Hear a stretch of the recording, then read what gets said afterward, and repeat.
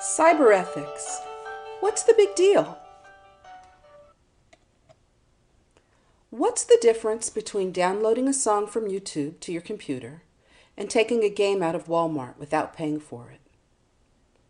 Some people would think that taking a game out of Walmart is definitely stealing, but downloading a song from YouTube and putting it on your computer is not.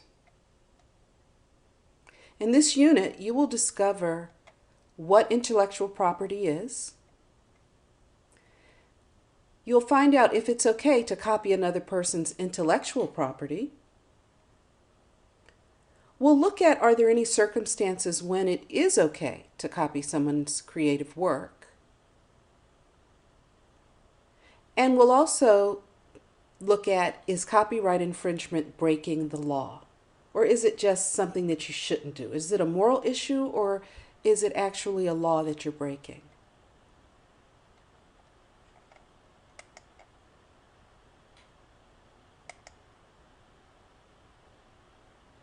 Are all citizens protected under copyright law?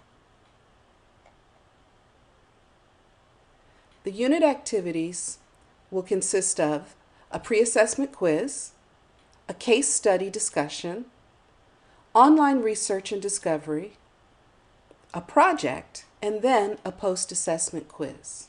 So let's get started. What do you already know about cyber ethics?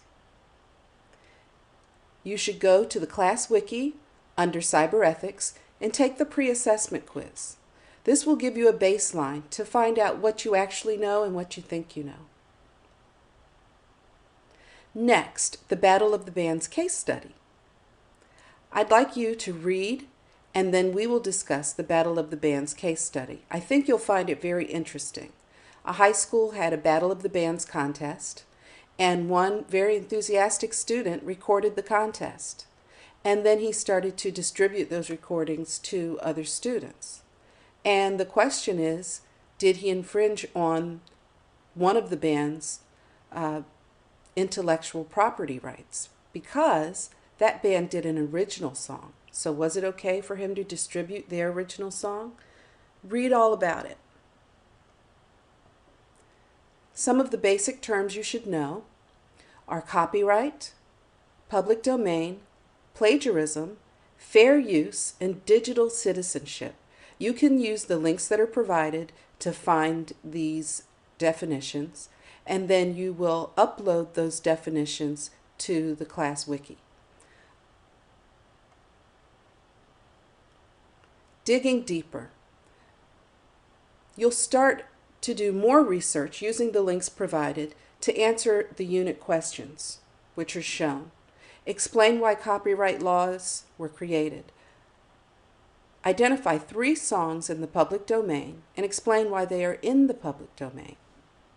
List 3 songs with active copyright protection and explain their classification.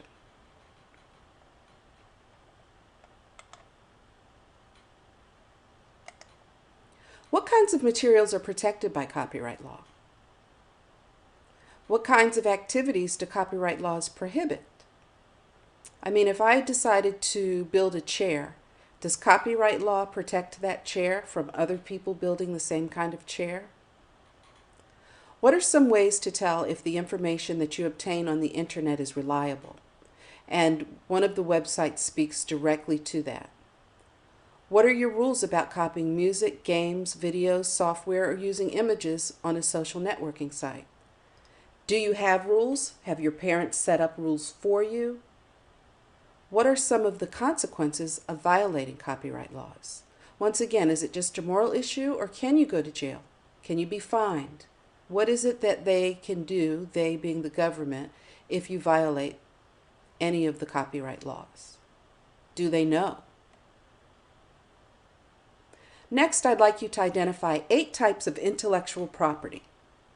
And as you go through the links that are provided, the links will help you to identify what intellectual property is, and then you'll be able to identify 8 types. You may write a list of the 8, or you may collect pictures and show me examples of the 8 types of intellectual property. I'll get you started. A book is intellectual property. And song lyrics are also intellectual property. So those are two types of intellectual property. You go out and find the other six. And you can find more information on the link that's provided. Next, I'd like you to watch the interviews on digital citizenship by clicking on the link below. After you've watched those interviews, summarize what you've watched, and I want you to give me your opinion about the ethical issues raised. Then, I'd also like you to note if the interviews changed your thinking about cyber ethics. Did you have one opinion, and then after watching those interviews, did you find that possibly your opinion is starting to change?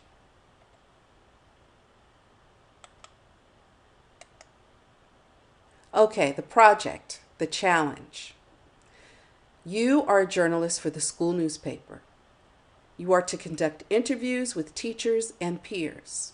Collect the evidence that shows your school's knowledge and current practices as it relates to cyber ethics. Then you'll create a newspaper column and reveal your survey findings in your newspaper column.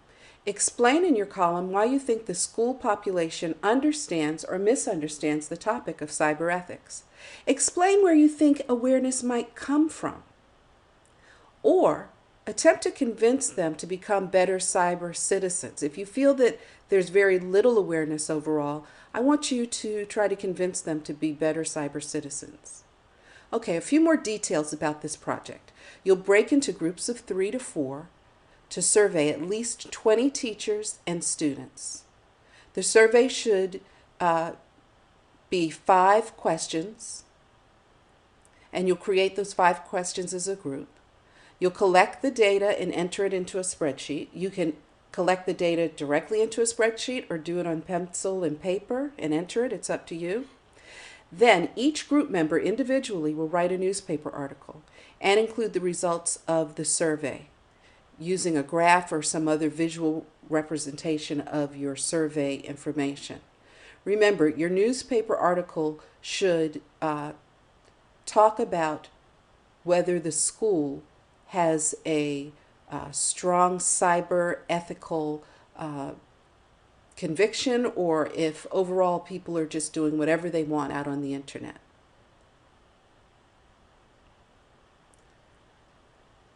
So what have you learned about cyber ethics? You took a pre-assessment quiz to find out what you knew and what you didn't know. Then you read a case study, and we discussed that. You've done online research and discovery, answering the unit questions, and also watching videos, as well as you found some vocabulary words, or you found the definitions. And then you did your project. Now, the last thing for this unit is to take the post-assessment quiz.